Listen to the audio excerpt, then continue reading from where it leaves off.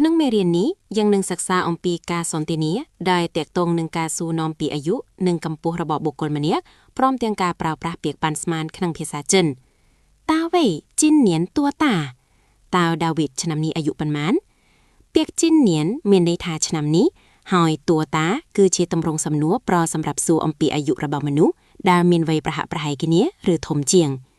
20多岁អាយុជាង24ឆ្នាំការប្រើប្រាស់តួនៅពីក្រោយលេខ10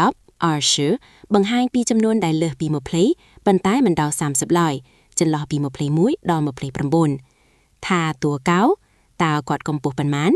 ក្នុងភាសាចិនតួបូករួមជាមួយគុណនាមក្នុងករណីនេះគឺកៅដែលមានន័យថាខ្ពស់ត្រូវបានប្រើដើម្បីបង្កើតជាសំណួរសួរអំពីកម្រិតឬបរិមាណអ៊ីមីប៉ាជី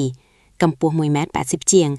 ពាក្យជីនៅទីនេះត្រូវបានប្រើដើម្បីបង្ហាញពីចំនួនតិចតួចដែលមិនច្បាស់លាស់ចន្លោះពី1ដល់9បន្ទាប់ពីកម្ពស់ 1.8 ម៉ែត្រនេះចិនមើលជាតើចាំមើលតួចុះហេតុអ្វីបានជាអ្នកដឹងច្រើនម្ល៉េះចិនមើលប្រើដើម្បីសួរពីមូលហេតុក្នុងន័យភញាក់ផ្អើលចិនមើលតួមានន័យថាច្រើនដល់ថ្នាក់នេះឬច្រើនយ៉ាងនេះថាชื่อว่า同学គាត់គឺជាមិត្តរួមថ្នាក់របស់ខ្ញុំ同学មានន័យថាមិត្តរួមថ្នាក់ឬអ្នកដែលសិក្សានៅក្នុងសាលាជាមួយគ្នាសរុបមកមេរៀននេះបានបង្រៀនយើងឲ្យចេះប្រើប្រាស់ពាក្យតួនិងជីដើម្បីបង្ហាញពីចំនួនប្រហាក់ប្រហែលនិងរបៀបសួរសំណួរអំពីលក្ខណៈរូបរាងកាយជាមូលដ្ឋាន